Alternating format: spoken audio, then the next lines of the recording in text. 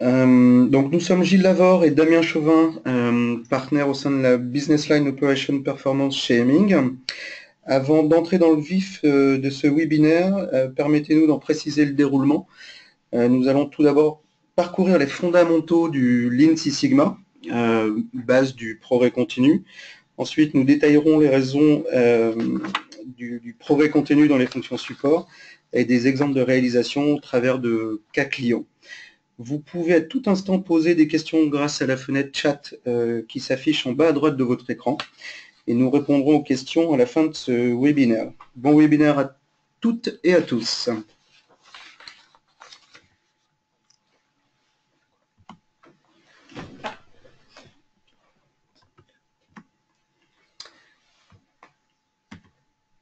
Alors, avant tout, qu'est-ce que le Lean Six Sigma? Nous avons voulu rappeler quelques fondamentaux de cette méthodologie que nous allons détailler. Le premier slide, nous allons y passer un peu plus de temps que sur les autres. Il était important pour nous de décrire le Lean Six Sigma en parallèle et de vous montrer que ces deux méthodologies, ces deux approches sont extrêmement complémentaires. Tout d'abord, un rappel historique. Le Lean est issu et a été élaboré chez Toyota dans les années 50. Donc Toyota avait même récupéré cette approche et méthodologie en visitant les grandes surfaces aux États-Unis et se sont rendus compte que l'approvisionnement, le réapprovisionnement des linéaires pouvait servir justement dans l'industrie. Ensuite, l'approche Lean est sortie du Japon dans les années 80, a été théorisée aux USA dans les années 90. Le Six Sigma, lui, élaboré chez Motorola dans les années 80 et repris, développé par GE dans les années 90.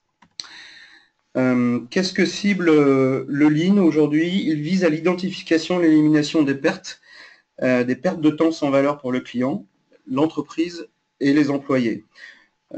C'est faire plus vite en réorganisant le travail plutôt que de pressuriser les employés. Donc ça, c'est une démarche relativement importante d'implication du personnel.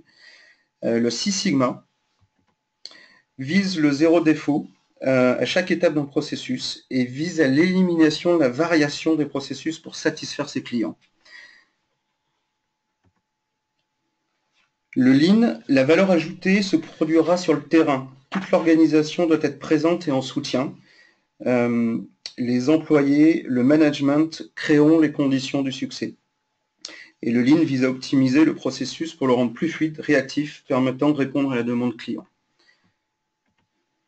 Le Six Sigma a été développé pour répondre à des approches complexes. Souvent en Lean, on va parler de gros bon sens pour résoudre des problématiques. Le Six Sigma a outillé en fait la méthodologie avec des approches statistiques et une démarche scientifique pour résoudre les problèmes. Notamment, le Six Sigma va se reposer sur un processus projet qu'on appelle le DMAIC, qu'on détaillera un peu plus tard dans la présentation. En tout cas, l'idée du DMAIC, c'est de promouvoir du progrès continu en rupture dans les démarches et dans les stratégies des entreprises, et sur l'amélioration incrémentale également au quotidien. Le Six Sigma, in fine, permettra de stabiliser et maîtriser les processus, réduire les réductions et le rendre précis. Pour prendre une image de ça, c'est être tout le temps au centre de la cible quand on tire une flèche, par exemple. Ensuite, quelques éléments de culture. On l'a évoqué tout à l'heure, sur la transformation culturelle, le Lean était à base de cette démarche-là. Donc, transformation culturelle de l'entreprise qui se fait par l'introduction pour tous de processus du progrès continu. Donc, c'est le passage de la conception taylorienne du progrès. Donc, souvenez-vous, dans les années 30, les usines de production Ford, les opérateurs n'étaient absolument pas sollicités pour le progrès continu. C'était le management qui a imposé les cadences. Mais cela posait beaucoup de problématiques et notamment l'inflexibilité.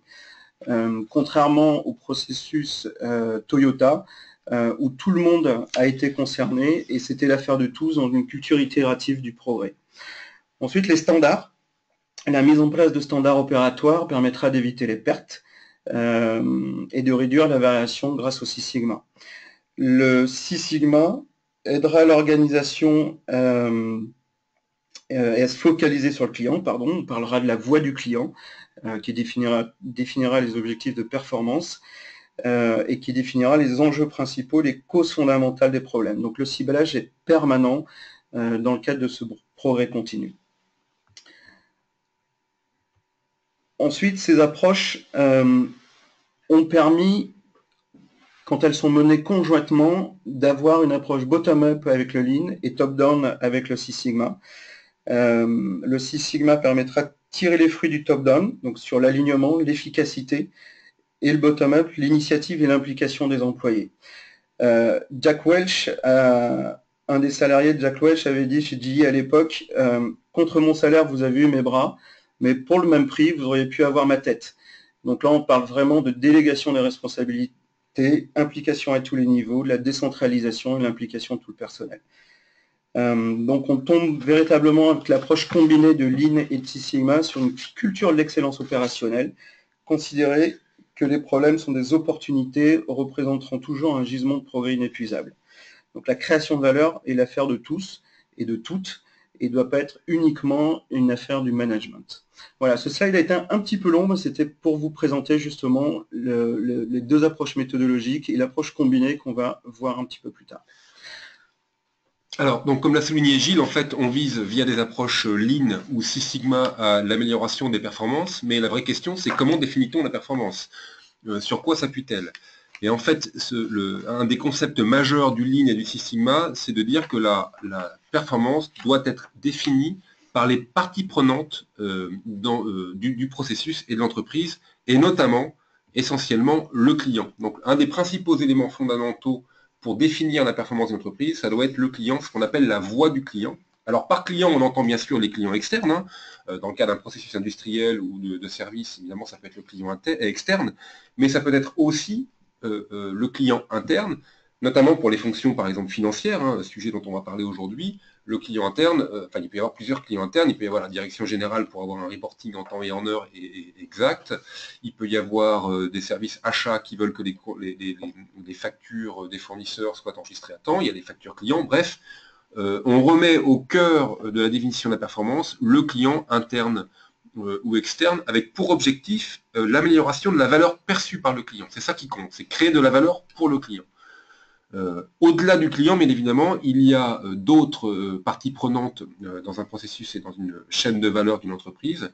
On parle notamment de la voie de l'entreprise, avec par exemple un objectif d'amélioration de la rentabilité de son investissement pour les actionnaires. Ça peut être aussi évidemment le management, ça peut être tout un tas de personnes parties prenantes que l'on définit comme la voie de l'entreprise. Voilà. Très important, comme l'a souligné Gilles, c'est la voix des employés. Ça, c'est vraiment au cœur de la démarche Lean. On veut une implication totale des employés. On n'impose rien, on travaille avec les gens ensemble, on les implique, puisque effectivement, la plupart du temps, la solution vient évidemment des employés. Et l'objectif du Lean, comme on le verra plus tard avec les indicateurs, c'est bien évidemment une amélioration de la performance de l'entreprise, mais elle passe forcément par l'amélioration de la qualité de vie au travail, des conditions de travail et de évidemment du bien-être des employés au sein de l'entreprise. Et enfin, partie non négligeable qui a tendance souvent à être négligée dans beaucoup d'entreprises, la voix des fournisseurs qui peuvent, par leur innovation, leur proposition, contribuer de manière énorme à la performance de l'entreprise, et pas uniquement en termes de coûts, mais en termes d'innovation, comme on l'a dit, de nouvelles solutions.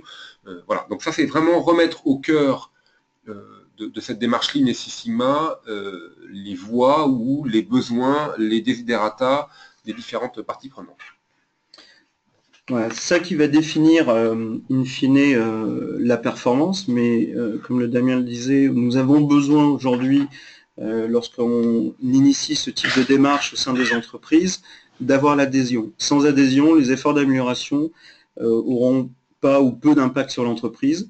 Il faut aujourd'hui que les gains soient visibles par tous et partagés, que ce soit auditable également, qu'il n'y ait aucune suspicion quant à l'origine de ces gains. Donc implication et valorisation des personnes ayant apporté ces améliorations également. Donc là, on va parler de célébration également dans l'implication, c'est très important. Et puis que ces améliorations soient acceptées, mises en œuvre par les personnes concernées. Quand on parle de progrès continu, on parle de pérennité également. Mais s'il n'y en a pas, on ne va pas appeler ça du progrès continu. Ce sera des actions spot et qui, l'année suivante, seront perdues. Donc il y a une nécessité de capitaliser sur les expériences passées. Donc ça, c'est primordial. C'est des étapes itératives. Et on va maintenir dans le temps des actions pour vérifier la pérennité. Une fois que ces bases sont mises en place, on va pouvoir définir la performance qui, chez nous, se traduit par une équation, en fait, qui sont la mise en œuvre des meilleurs outils du Lean Six Sigma. Ceux du Lean Six Sigma sont considérés à ce jour comme la meilleure synthèse des best practices de la performance opérationnelle. Et puis, donc, par des personnes capables de diriger les équipes, ce qu'on appelle l'animation. L'animation est une des clés de ces chantiers. Il faut éviter combien de fois vous avez eu des réunions efficaces, combien de fois on a eu du mal à trouver des consensus au sein des réunions. Donc l'animateur, l'animation est primordiale au sein de ce type de projet. Et puis la base du progrès continu, l'ensemble étant supporté par cette culture du progrès continu. Il faut donner un cap, de la cohérence, éviter le désalignement entre la stratégie et les actions sur le terrain. Et on le voit très souvent, on a des très belles stratégies. Malheureusement, sur le terrain, elles ne sont pas forcément mises en œuvre. Donc on parle d'alignement dans le cadre du progrès continu. Donc c'est la vision de la performance qu'on a aujourd'hui, notre définition. Donc les outils issus du Lean Six Sigma, fois l'animation, fois le progrès continu, avec une approche culturelle. On vous a rajouté ici en fait le modèle Toyota, qui a été défini depuis de nombreuses années. On ne va pas détailler tous les outils. Ce qu'il faut retenir de cette maison, on appelle ça la maison du management, c'est que pour optimiser la stratégie et la performance de l'entreprise, triptyque coût, qualité, délai, et pour assurer son expansion, bien sûr, on a besoin d'un socle. Le socle, c'est ce qu'on appelle la stabilité, avec l'ensemble des outils, l'implication du personnel. Et le potentiel humain, dans le modèle Toyota, est au cœur du système. Donc ça fait plusieurs fois qu'on parle du potentiel humain, l'implication. Des outils existent aujourd'hui pour cette implication, et ce potentiel humain sera valorisé et aidé par les outils que vous voyez sur la gauche et sur la droite de cette maison, qui sont les piliers, comme le Just-in-Time, le Kanban, le SMART, qui sont les outils du Lean et du Six Sigma en même temps, sur deux approches combinées. Voilà, on verra au travers des exemples tout à l'heure comment ces outils sont utilisés au quotidien au sein des entreprises, à la fois sur des entreprises industrielles comme celles de services. On a pas mal parlé d'industrie, mais qu'en est-il pour les services, ou l'industrie des services ou transactionnels, et quels en sont les enjeux? Alors il y a des spécificités, il y a des différences, mais les méthodologies restent les mêmes, et il faut simplement les adapter. Et dans les services, on va se rendre compte que la demande client est plus spécifique que dans l'industrie. La raison principale est que la satisfaction du client, on a parlé de la voix du client tout à l'heure, pour définir le niveau de performance à atteindre, qui est lié à la perception du service rendu. Je prends un exemple d'un Starbucks par exemple, vous allez commander un café, en fonction de la personne qui va vous délivrer ce café, en fonction du temps d'attente que vous allez avoir, vous aurez une perception du service rendu plus ou moins importante. Vous serez plus ou moins satisfait si vous avez dû attendre beaucoup, s'il manque du sucre dans votre café. Voilà, c'est cette perception-là qu'on voit dans les services qui est plus difficilement mesurable. On caractérise les services selon 5 critères. Le premier étant l'intangibilité. Bien que les services puissent être consommés et perçus, il est difficile de les mesurer facilement et objectivement. Donc là, plutôt que de mesurer des défauts de pièces, des contrôles de pièces d'un point de vue mesure, là, ça va être la satisfaction client qui sera nécessaire sur la base de sondages. Le caractère périssable. Le caractère périssable, les services ne peuvent pas être stockés. Ils sont livrés en continu en réponse à la demande, l'exemple du Starbucks par exemple. En conséquence, les processus de service contiennent beaucoup d'encours et le travail peut passer plus de 90% de son temps avant d'être exécuté. Donc ça, c'est de la déperdition de performance. Donc comment traiter cette problématique-là aujourd'hui? L'inséparabilité. Livraison et consommation se font simultanément. Ça ajoute une complexité dans la mesure également, et surtout vis-à-vis de l'attente du client. notamment quand on parle de file d'attente dans la prestation de service ou au téléphone, quand vous appelez un opérateur par exemple. Il y a une gestion émotionnelle importante qui rentre en compte, qui est à la perception que chacun d'entre nous va avoir de la qualité de service rendu, de la performance de ce service. La variabilité, chaque service est unique car il est conditionné par des fonctions changeantes à chaque fois et qui sont difficilement reproductibles. Donc ça amène à des expériences différentes. Je reprends l'exemple du Starbucks, en fonction du service qui vous a été fourni, la gentillesse, de l'empathie de la personne que vous avez en fonction de vous. Donc il y a une très grande variabilité, c'est plus difficilement mesurable. Et puis le dernier qui est la dématérialisation, qui est l'une des problématiques fortes de tout processus transactionnel. Donc les flux sont plus complexes. On a beaucoup de systèmes informatiques, beaucoup de systèmes de gestion. On a de la data, on a de la donnée, mais ça reste compliqué aujourd'hui de le mettre et de le définir dans un processus. L'approche Six Sigma globale, Lean Six Sigma, permettra de caractériser ces 5 paramètres au même titre que ce qui est fait et ce qui a été fait depuis des décennies dans l'industrie.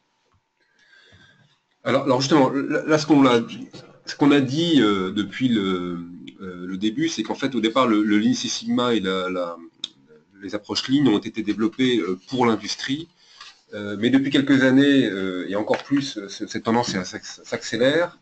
Ce sont des méthodes qui sont appliquées au secteur tertiaire, au secteur des services ou aux fonctions support, hein, tout ce qui est transactionnel.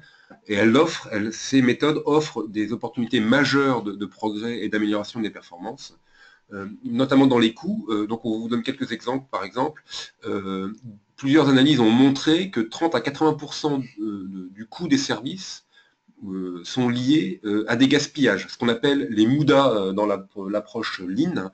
Donc des gaspillages, ça peut être des processus de validation ou des étapes de validation qui n'ont pas lieu d'être, qui ont lieu 2-3 fois.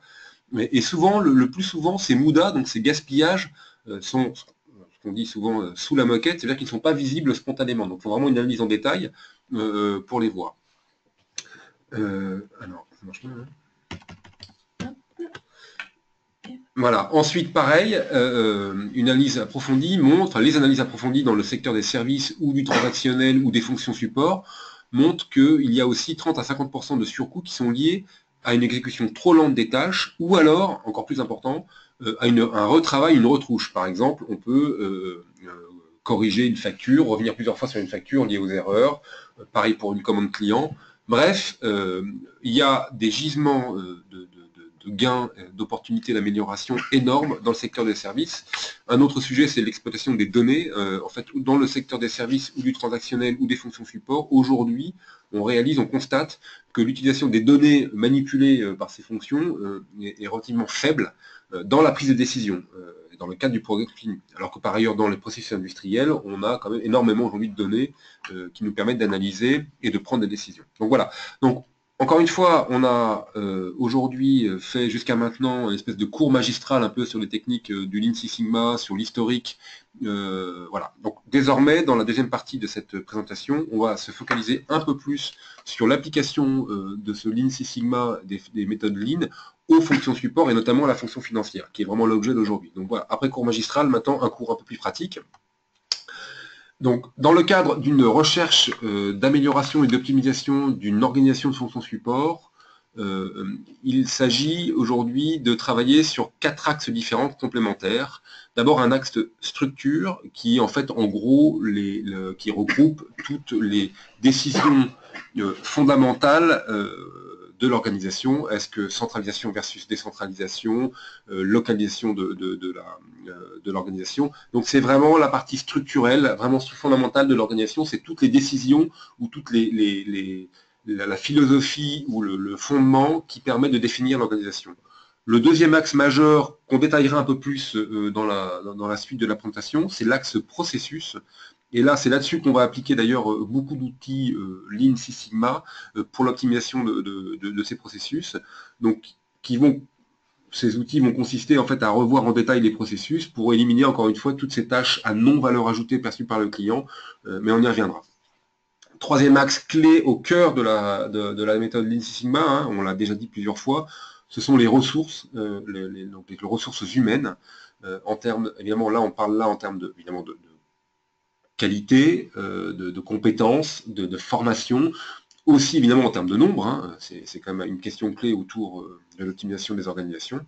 Et enfin, le dernier axe important, qui sont les moyens, les systèmes d'information et les outils. Donc, en synthèse de ce slide, hein, c'est pour vous montrer que dans le cadre d'une amélioration de la performance d'une fonction support d'une organisation, on est obligé de balayer ces 4 axes sous peine de ne pas être, de manquer en fait en gros des potentiels majeurs, et c'est très important de se focaliser sur ces 4 axes. Donc pour mettre en œuvre un projet d'amélioration continue sur les fonctions support, qui structurellement repose sur des gisements relativement importants, nous mettons en œuvre en fait la méthodologie d'MAIC, donc c'est le définir, le mesurer, l'analyser, l'améliorer et le contrôler. Donc 5 étapes majeures et prioritaires qui sont chaque fois jalonnées par une validation de points d'avancement et pilotées par ce qu'on appelle le chef de projet dans le langage commun et dans le langage Lean Six Sigma, la ceinture, qui sera un black belt supporté par des gens qui auront une formation green belt et évidemment l'ensemble des acteurs impliqués par ce processus. On ne va pas rentrer dans le détail de chacune de ces étapes, mais plutôt juste après faire un zoom sur l'analyse des processus qui vous donnera une idée précise de comment on va pouvoir optimiser les fonctions support. Alors, dans une approche Lean ou Six Sigma pour les fonctions support, un des outils les plus adaptés et les plus utilisés pour l'optimisation, c'est ce qu'on appelle le value stream mapping, qui ressemble peut-être à une cartographie un peu détaillée des processus, mais avec plusieurs caractéristiques propres à la fonction, à la méthode Lean. D'abord, c'est une cartographie qui est à la fois qualitative et quantitative, donc on va essayer de quantifier également les éléments clés ou les unités d'ordre clés du processus, mais surtout, on va tenter de s'attacher à la création de valeur pour le client ou alors pour les employés, enfin pour tous les gens tous les parties prenantes dont on a parlé plus tôt. Mais c'est ça vraiment la clé, c'est la valeur ajoutée du processus. Donc là, on a un exemple qu'on verra d'ailleurs un peu plus tard d'un processus extrêmement simplifié de facturation, donc dans le domaine comptable. Donc ce qu'on va essayer de regarder un peu dans ces processus, c'est évidemment toutes les étapes, mais on va essayer de mesurer un certain nombre de ce qu'on appelle de temps. Donc le premier qu'on va essayer de mesurer, c'est le temps de valeur ajoutée perçu par le client. Parce que le client est prêt à payer, entre guillemets payer, ou en tout cas à comprendre. Donc ça c'est le premier temps qu'on va essayer de mesurer, c'est vraiment les étapes clés et donc les temps associés qui créent de la valeur au point de vue client. Donc voilà, donc ça on va les mesurer tout autant du processus. Donc par exemple pour le processus comptable de facturation client, évidemment par le client, la qualité ou la valeur perçue de ce processus, c'est vraiment l'émission de la facture et la réception de la facture. Ensuite on va essayer de mesurer ce qu'on appelle les TNVAE dans notre jargon, qui sont les temps de non-valeur ajoutée, mais correspondant aux étapes qui permettent au client de recevoir son service. En fait, ce sont les étapes indispensables dans le processus, donc en interne, on n'a pas le choix, on est obligé de passer par ces étapes de ce processus, mais elles ne créent pas de valeur au sens propre du terme pour le client. Donc ce sont plutôt des étapes et des temps que l'on va essayer d'optimiser, de réduire. Donc on va essayer de réduire au plus ces temps-là qui sont encore une fois des conditions, qui sont des étapes indispensables au processus, mais qui ne créent pas de valeur au sens propre au sens du client. Donc on est obligé finalement de les optimiser. Enfin, dernier type de temps qu'on va mesurer, ce sont les temps de non-valeur ajoutée, qui sont en fait qui correspondent à le terme qu'on a déjà employé, les MUDA, donc les gaspillages. Donc ça peut être des attentes, des transports, des retouches, des étapes de validation. Tout ça, en revanche, ces étapes-là, on va essayer, dans le cadre d'une approche Lean pour les processus, on va essayer de les supprimer. Voilà, je passe.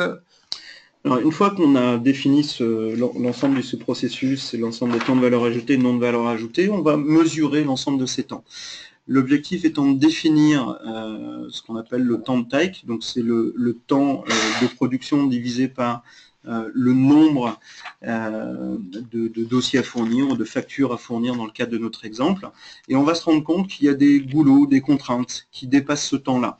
Donc l'objectif d'une approche Lean Six Sigma, par la mesure bien sûr, et la réorganisation avec l'ensemble des outils du Lean et du Six Sigma, va être d'optimiser l'ensemble de ce processus. Quand on regarde ce processus de facturation, on va pouvoir fusionner des postes, réallouer des tâches après suppression de tâches inutiles, on va pouvoir réaliser des tâches en temps masqué, on va pouvoir faire du contrôle par échantillonnage plutôt que de faire pièce à pièce. On va pouvoir gérer la polyvalence du personnel aussi, donc c'est-à-dire qu'ils pourront avoir plusieurs postes au sein de ce service. Voilà, donc que ce soit dans un modèle transactionnel ou dans un modèle industriel, sur une ligne de production, la méthodologie est exactement la même, donc c'est réduire ces goulots pour rendre lean le processus. Alors, je passe rapidement sur ce transparent. Toujours dans le cadre du value stream mapping, hein, donc la cartographie quantitative et qualitative des processus, on a un certain nombre d'outils qui sont à notre disposition pour le faire. Et on a notamment un outil qui s'appelle le DILO, qui s'appelle le Day in the Life of, qui est en gros un enregistrement minute par minute sur le terrain avec donc, les opérateurs du processus. Donc par exemple pour la fonction financière, ça peut être des opérateurs comptables. Et voilà. Et donc on suit en fait minute par minute la journée type d'une personne, encore une fois dans l'idée d'identifier les temps de valeur ajoutée, les temps de non-valeur ajoutée à optimiser ou à réduire. Voilà.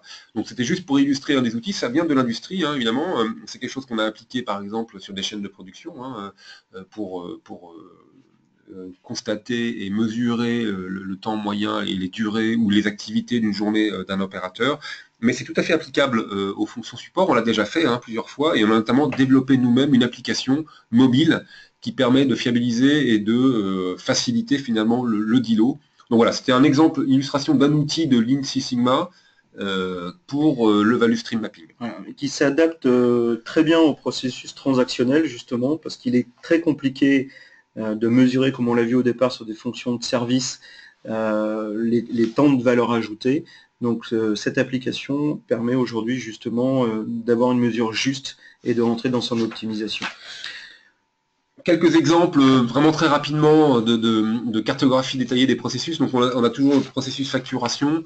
Ce qu'on a voulu vous montrer ici, c'est un peu quelques indicateurs clés, parce que et on y reviendra, c'est un élément clé de la démarche Lean Six Sigma, c'est d'avoir évidemment des indicateurs, des KPIs, pour mesurer l'amélioration de la performance. Encore une fois, sans chiffres ou sans indicateurs, une telle démarche peut être vaine. Donc voilà, quelques exemples de KPIs. Alors rien de révolutionnaire là-dedans, hein, mais souvent ce qu'on mesure dans les processus comptables, c'est quand même le nombre de factures par équivalent temps plein, hein, donc par personne dans les services. C'est un indicateur de productivité, souvent révélateur et de gisement d'amélioration. De même, d'autres indicateurs, mais il y en a plein d'autres hein, dans les services comptables, hein, ça peut être la date de facture réelle par rapport à la date de facture théorique, très important, hein, dans le cadre notamment du BFR, hein, puisque plus on facture tôt, moins on a de risques moins on a d'argent immobilisé. Et un exemple de productivité qu'on a réalisé dans une de nos interventions chez nos clients, on a gagné en productivité notamment sur le nombre de factures par ETP, par la mise en œuvre d'un certain nombre d'actions de type Lean Six Sigma, on a gagné, on a multiplié par 3 la productivité. Un autre exemple, alors qui sort un peu du processus financier, mais qui est sur le processus d'innovation, avec la même approche, les mêmes mesures, les mêmes outils utilisés, le time to market de ce processus innovation a été divisé par 2. Donc grosse performance liée à l'analyse en fait de ce processus, à sa refonte complète, à l'implication du personnel, j'insiste fortement à chaque fois sur ce sujet, mais c'est grâce aux hommes de terrain, aux hommes et aux femmes bien sûr de terrain, que les idées d'amélioration ont pu être mises en œuvre.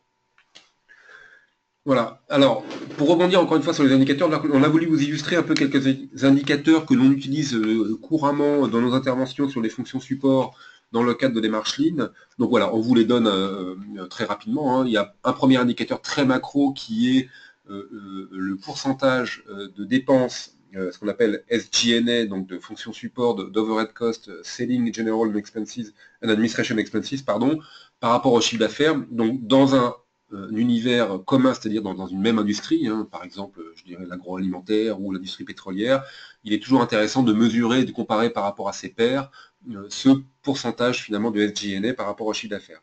Autre indicateur que l'on utilise souvent, encore une fois macro, souvent au démarrage de l'approche, hein, pour se fixer un peu les idées et se donner des objectifs, on a ce qu'on appelle le taux de centralisation de fonction. Donc on mesure en fait, encore une fois, sur la totalité des dépenses SG&A, le taux qui est centralisé. Donc, est-ce que les services comptables sont centralisés? Est-ce que l'ADV est centralisé? Donc voilà, tout ça, ce sont des indicateurs que l'on utilise de manière un peu macro.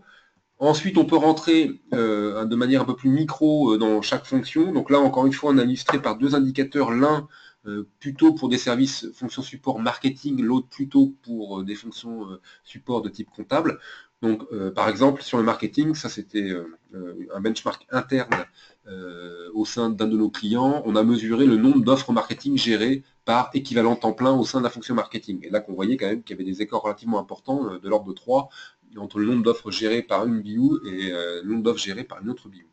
Pareil, on a beaucoup d'éléments de benchmark sur le nombre de factures processées, alors ça c'est les factures fournisseurs processées par personnel comptable. Donc dans le cas de notre client, c'était 7 000 par an. On voit que la moyenne était autour de 13 000 et on avait des benchmarks qui montaient jusqu'à 33 000 factures traitées par an. Alors bien évidemment, hein, ça c'est uniquement ce sont des chiffres. Derrière tout ça, il y a évidemment des différences de productivité individuelle probablement, mais aussi de formation, d'outils. Tout ça ne sert pas à tirer des conclusions hâtives, mais ça sert à illustrer et à positionner la démarche et à donner un peu des objectifs. On va aborder maintenant de manière plus globale et à la fois en détail des cas clients, donc où la démarche Lean Six Sigma a été mise en œuvre. Vous allez voir un nouveau terme en fait qui s'appelle le Lean Value. En fait, c'est l'offre et la méthodologie qu'on a définie au sein d'Aiming. Ce Lean Value étant simplement l'approche Lean Six Sigma qu'on vous a décrite jusqu'à présent. Ce que vous voyez là en synthèse, ce qu'on appelle un business case réalisé par cette démarche Lean Value.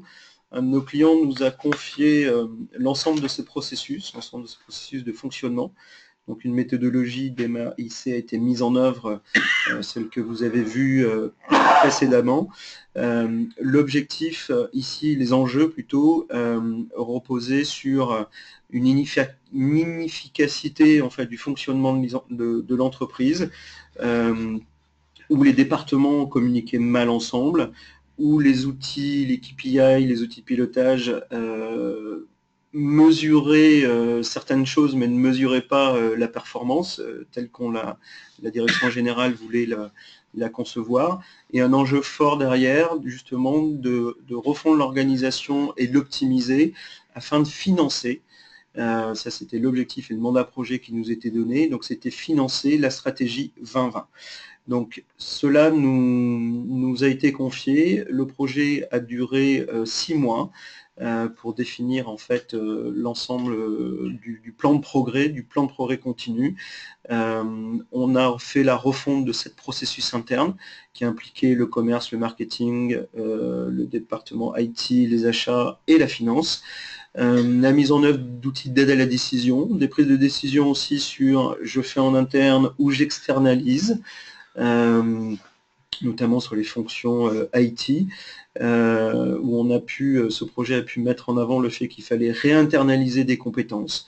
Donc cette démarche-là permet également de pouvoir, pas forcément à chaque coup externaliser, monter des centres de services partagés, mais là au contraire de réinternaliser et donc de créer de la valeur et créer des emplois.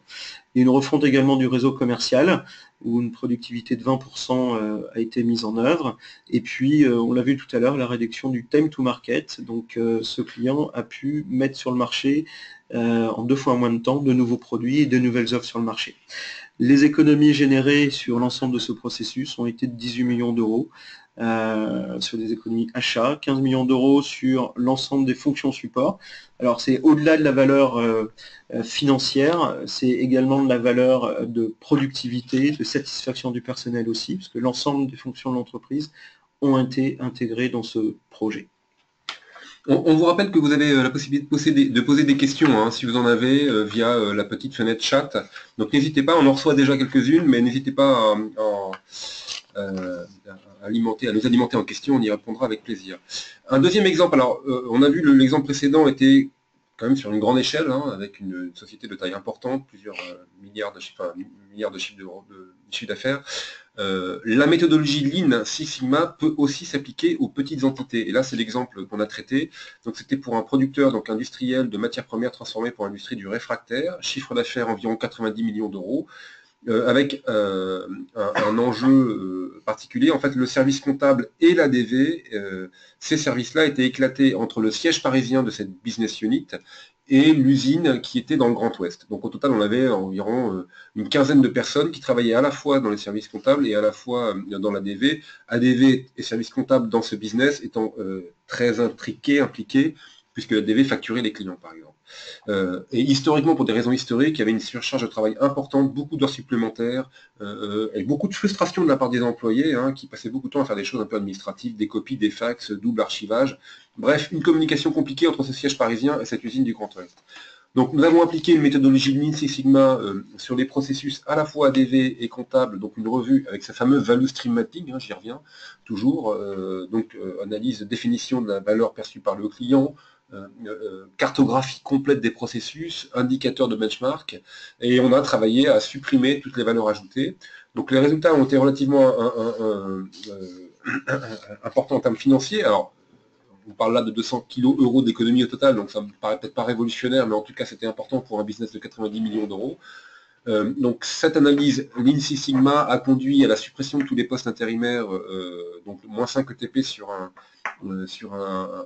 total de 15 personnes, c'était quand même relativement important. Hein. Et aussi, alors ça c'était un peu plus accessoire, libération de surface au siège parisien du groupe, parce que la BIOU, le siège de la BIOU était au siège parisien du groupe, et donc on a pu économiser aussi, en tout cas pour la BIOU, de la surface, des loyers payés pour des bureaux. Donc voilà, encore une fois, tout ceci vous montre qu'on peut appliquer cette méthode Lean Six Sigma même à des petites entités, et ça marche très bien. C'est très efficace, donc 33% de productivité dans ce cadre-là, c'était quand même important. Autre exemple, pour vous dire aussi que la méthode Lean Six Sigma s'applique évidemment dans tous les pays, puisque là nous avons un exemple de réorganisation des services comptables en Angleterre, pour une petite business unit de 50 millions d'euros de chiffre d'affaires, où nous avions un service comptable qui était éclaté entre plusieurs localisations, Londres, Manchester et Norwich, avec à peu près 10 personnes au total dans ce service comptable. En parallèle, au moment où ce projet a été lancé, il y a eu une acquisition d'une entité qui avait 2 sites, mais qui n'avait pas de service comptable, puisque c'était un peu ce qu'on appelle un carve-out, donc une extraction d'une entité d'une société, et on avait 3 systèmes d'information financiers. Donc pareil, analyse en détail des processus comptables qui a conduit à une centralisation du service comptable pour l'ensemble des entités, une unification du service comptable. Encore une fois, on revient aux 4 axes dont on a parlé tout à l'heure, structure, processus, ressources et IT. Donc on a unifié les services comptables. On a repris les activités comptables de l'acquisition, encore une fois, comme c'était un carve-out, les fonctions comptables étaient restées chez le vendeur, et ça a conduit à une économie au total de 100 kg euros. Donc encore une fois, pour des petites entités et pour des fonctions support de type comptable, ça marche très bien, c'est très efficace. Alors en conclusion de ce webinaire, comme on l'a déjà dit plusieurs fois, cette démarche Lean Six Sigma, elle a été initialement développée pour le monde industriel, encore une fois Toyota, puis Motorola. Elle repose sur quelques principes clés. Terrain, beaucoup de terrain, du pragmatisme, du bon sens, une application des personnels, qui est liée aussi un peu avec le terrain, un ensemble d'outils dans une boîte à outils que l'on peut utiliser, alors initialement encore une fois développés pour l'industriel, mais qui peuvent très bien s'appliquer aux fonctions support et aux fonctions financières. Et puis la clé, des résultats mesurables. Donc ça, c'est vraiment le cœur de la méthode Lean Six Sigma. Elle a été développée, cette méthode, pour mettre en place l'amélioration continue du fonctionnement des entreprises, éprouvée dans l'industrie. Maintenant, beaucoup d'entreprises la mettent en œuvre sur l'ensemble de leurs fonctions support, notamment les fonctions financières. Et les gains, comme on l'a vu à travers les cas que l'on vous a montrés et les quelques illustrations, les gains d'efficience et d'efficacité sont spectaculaires. Encore une fois, pas uniquement en termes économiques, mais aussi en termes de satisfaction client, de bien-être des employés au sein de l'entreprise, selon les critères de performance qui sont définis par les parties prenantes du processus. Donc encore une fois, ça peut être économique, mais pas uniquement économique. Voilà, on en a terminé un peu avec ce qu'on voulait vous présenter. Ce qu'on vous propose maintenant, c'est de passer aux questions. Donc on en a reçu quelques-unes. Encore une fois, n'hésitez pas à compléter. Hein, mais voilà, on va commencer avec les premières questions. Voilà, donc une première question qui nous a été soumise, qui concerne les indicateurs. Donc pouvez-vous nous indiquer les indicateurs qui permettent de mesurer les résultats? Alors en réponse à ça, c'est une question très, très vaste, parce qu'il existe une multitude d'indicateurs qui sont propres à chaque entreprise. On l'a vu au travers de quelques présentations, notamment quand on commence à analyser, qu'on a récupéré les données, qu'on a fait identifier justement l'ensemble des processus. On va avoir des premiers indicateurs macro. Si on prend le processus de facturation, ça va être par exemple, regarder le nombre de factures traitées par ETP et par an. Ensuite, il faut aller dans des indicateurs plus micro qui mesureront la performance, le temps de réalisation d'une tâche par exemple. Donc c'est extrêmement variable et ces indicateurs sont définis dans la définition du mandat projet hein, qui est réalisé au début du processus des MAIC, où là, les KPI, indicateurs de performance, seront définis. Donc à la fois macro et à la fois micro.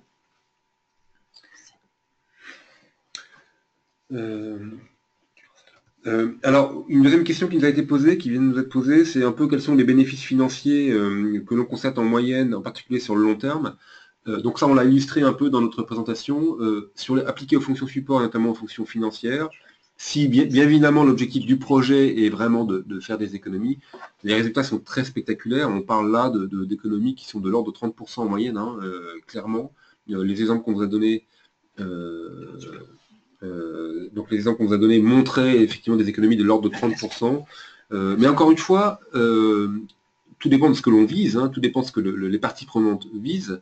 Ce ne sont pas toujours des projets qui conduisent à des économies financières. Ça peut être des projets qui visent à améliorer la qualité de service, le taux de service. Ça peut être des projets qui peuvent conduire à l'amélioration du bien-être des employés au sein des entreprises. Donc ça peut avoir une multitude d'objectifs, mais en termes financiers, en général, ce qu'on constate, c'est quand même de l'ordre de 30% d'économies sur les coûts fixes de main-d'œuvre, par exemple, mais aussi, comme on l'a vu, sur les coûts externes. Alors, autre question, est-ce que la méthode d'AMDEC est exploitable dans le lean management? Alors, oui, tout à fait. On n'a pas détaillé tout à l'heure tous les outils du DMAIC, mais effectivement, l'AMDEC est un outil d'analyse, donc ça signifie analyse des modes de défaillance et de leur criticité. Donc on va s'en servir de cet outil justement quand on va travailler et anticiper justement la phase d'optimisation, le improve, qui nous permettra de déterminer quelle sera la solution optimale et d'anticiper l'ensemble des risques que l'on aura sur la phase d'amélioration des procédés. L'AMDEC peut être utilisé également en amont, mais sur la phase analysée, dans certains cas, on utilisera plutôt une arbre des causes, des 5 pourquoi, mais pour toute solution future, très utilisée bien sûr dans le monde industriel et l'automobile l'est utilisé très très tôt, mais on l'utilise de temps en temps sur les processus services aussi.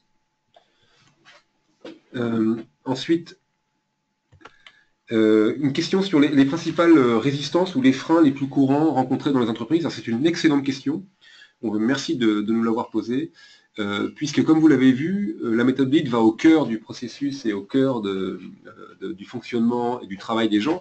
Donc parfois, et notamment dans des cas un petit peu tendus économiquement, ce sont des méthodes qui peuvent être très mal perçues par les employés parce qu'ils le voient, on voit des gens arriver, mesurer les temps de travail, poser des questions sur la manière de travailler. On est toujours un peu résistant au changement, hein, beaucoup de personnes sont résistantes au changement.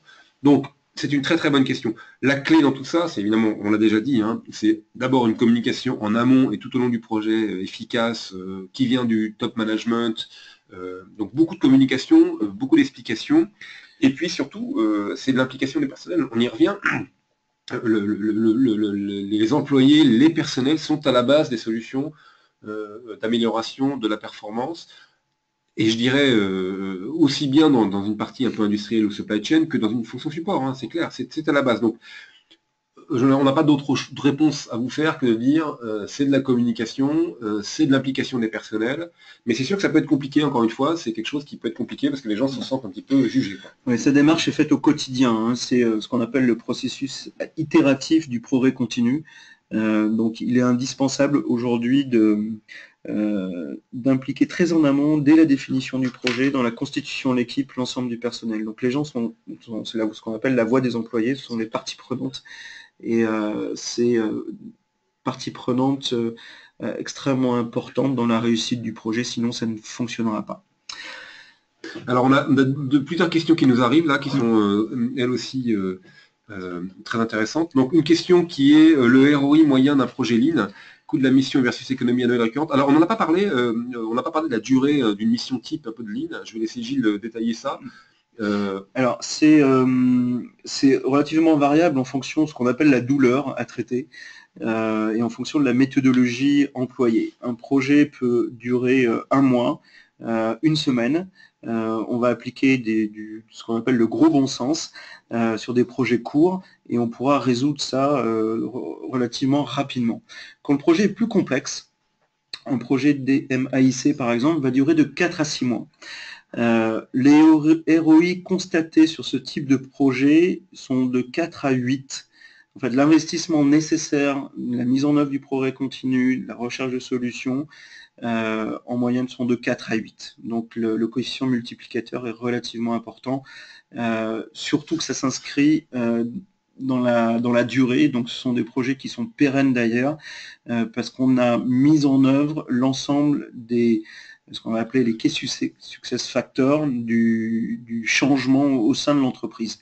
Donc le top management, les employés, quel que soit leur niveau, seront impliqués dans ce processus dans la durée. Et j'ajoute une chose, alors comme beaucoup de projets, hein, mais c'est particulièrement vrai dans les projets de Lean Six Sigma, non seulement le ROI est important, mais surtout on cherche à avoir très très rapidement des résultats. Donc ce qu'on appelle les quick wins. Donc dans la démarche Six Sigma, il y a vraiment une volonté d'avoir des résultats très rapidement, très très vite. En fait, dès le début de la mission, on cherche à avoir nos premiers succès, les premiers succès. Alors, une autre question, est-ce que cette méthodologie permet notamment de vérifier la conformité contractuelle des factures, autant clients que fournisseurs? Alors, j'ai parlé de douleur tout à l'heure, ça peut être une douleur, la conformité, tout à fait. Ensuite, ça nous permettra de définir quels sont l'axe de progrès qu'on veut, la performance qu'on veut atteindre justement concernant ce sujet-là. Donc c'est tout à fait envisageable effectivement de mettre en œuvre ce type de méthodologie dans le cadre de la conformité contractuelle. Je crois qu'on a fait un peu le tour des questions qu'on avait. Écoutez, on voulait donc, on a déjà fait notre conclusion. On voulait vous remercier. Alors on a une dernière question qui vient de nous arriver, mais qui est une question importante. La réalisation des actions. On nous pose la question de savoir si, pour la réalisation des actions, est-ce on met en place une task force ou alors on implique les employés en plus de leur job quotidien. Donc je vais laisser répondre. Alors, oui, j'ai partiellement répondu tout à l'heure. Effectivement, on a un projet de ce type-là, surtout sur un projet plus important. Il y a 2 niveaux d'implication. Le premier niveau, c'est la constitution de l'équipe. Donc l'équipe sera plus ou moins importante en fonction du projet à traiter. On a parlé du chef de projet habitué à ces méthodologies Lean Six Sigma, donc plutôt certifié Black Belt. Ensuite, les personnes qui interviendront dans cette équipe en fonction des départements, ce projet, en fait, le mandat projet fera partie de leurs objectifs. Ça, c'est extrêmement important. Ensuite, on pourra faire intervenir d'autres personnes, quand ça sera nécessaire, bien sûr, en fonction des phases du projet. Donc, c'est un mélange de j'ai une équipe dédiée pour résoudre mon problème, qu'elle soit à plein temps ou à temps partiel, et en plus, je vais impliquer du personnel, mais il faudra effectivement réallouer les ressources pour que ce projet soit un succès. Et ça, c'est le chef de projet de l'entreprise qui doit se porter garant de la disponibilité des employés. Alors, une dernière question, c'est pourra-t-on avoir le support de la présentation? Effectivement, nous pourrons avoir un échange là-dessus et vous transmettre des informations. Écoutez, on vous remercie. Les intervenants sont-ils black belt? Oui, monsieur. Oui. Les intervenants sont black belt. Écoutez, on vous remercie beaucoup pour votre attention. J'espère que cela vous a éclairé un peu sur la méthodologie Lean Six Sigma en général et sur son application sur les fonctions support.